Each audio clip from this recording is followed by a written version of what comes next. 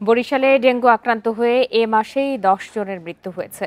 প্রথম ৯ মাসেই আক্রান্তের সংখ্যা আগের বছরের ১.৫ গুণ।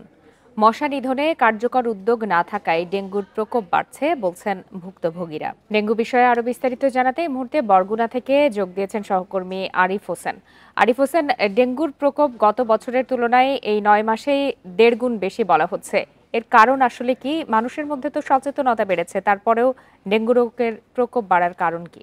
আসলে আমি আপনাকে বলে রাখি, আসলে বরগুনায় মার্চ এপ্রিল থেকেই আসলে ডেঙ্গুর একটা ডেঙ্গু সংক্রমণ শুরু হয়, যেটা আসলে জুন জুলাইতে গিয়ে আসলে বরগুনাকে দেশে সর্বপ্রথম রেড জোন ঘোষণা করা হয়।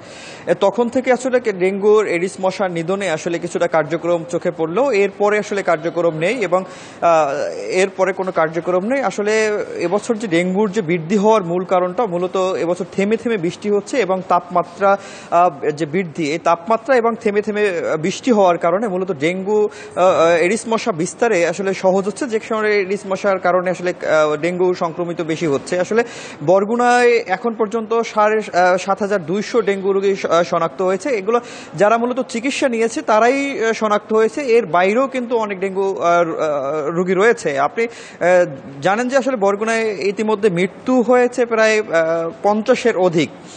তবে স্বাস্থ্য অধিদপ্তর বলছে এখন যে ডেঙ্গুগুলো সংক্রমণ হচ্ছে আবারও বাড়ছে, কিন্তু এই রোগীরা মূলত পূর্বের যে ভ্যারিয়েন্ট ছিল তার থেকে খুব ভয়ানক রূপ ধারণ করছে এবং রোগীরা খুব ক্রিটিক্যাল মুহূর্তে হাসপাতালে আসছে। সেক্ষেত্রে চিকিৎসকরা বলছে যদি জ্বর হয় দ্রুত যাতে তারা হাসপাতালে চিকিৎসা নিতে আসে এবং সেই ক্ষেত্রে এই ডেঙ্গুর যে মহামারী মৃত্যুর হারটা কমানো যাবে। এখন যে ভ্যারিয়েন্ট চলছে যে কারণে যে মৃত্যুর ঝুঁকিটা কিন্তু বেশি, যেটা আসলে চিকিৎসকরা বলছে, তো এর মধ্যেও আসলে চিকিৎসক সংকট রয়েছে। আপনি জানেন যে বরগুনা জেনারেল হাসপাতাল ২৫০ শয্যা হাসপাতাল, চিকিৎসক রয়েছে আসলে ১/৩। তার মধ্য থেকে প্রতিনিয়ত আসলে চিকিৎসকরা এখান থেকে ট্রান্সফার হয়ে অন্যত্র যাচ্ছে। কারণ এখন সামনের যে ডেঙ্গু রোগীদের যে ডেঙ্গুর চিকিৎসা নিয়ে হিমশিমের মধ্যে আছে আসলে বরগুনা জেনারেল হাসপাতাল।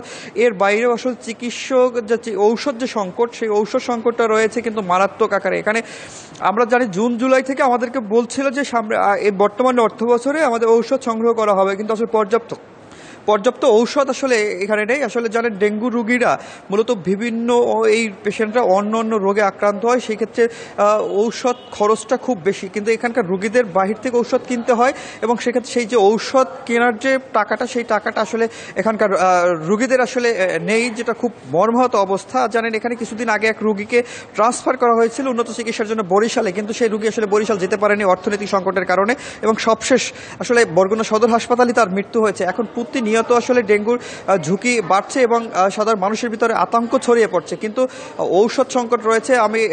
সর্বশেষে আমি সদর হাসপাতালে তত্ত্বাবধায়কের সাথে কথা বলেছি। এখানে ডেঙ্গুর যে ডেঙ্গু পরীক্ষার যে রিএজেন্ট সিবিসি পরীক্ষার যে সেই রিএজেন্ট সংকট রয়েছে এবং সেই সংকট মোকাবেলায় বিত্তশালী যারা রয়েছে সমাজে তাদের সহযোগিতা কামনা করছে সদর হাসপাতাল থেকে। এর বাইরেও আসলে যে ডেঙ্গুর নিধনে, যে এডিস মশার নিধনের বিকল্প নেই যেটা স্বাস্থ্য অধিদপ্তরকে বলছে, কিন্তু ডেঙ্গু মশার নিধনে আসলে তেমন কোনো কার্যক্রম আমাদের চোখে পড়ছে না। এই ছিল বরগুনা থেকে ডেঙ্গু নিয়ে সবশেষ। বরগুনা থেকে জানাচ্ছিলেন সহকর্মী আরিফ হোসেন।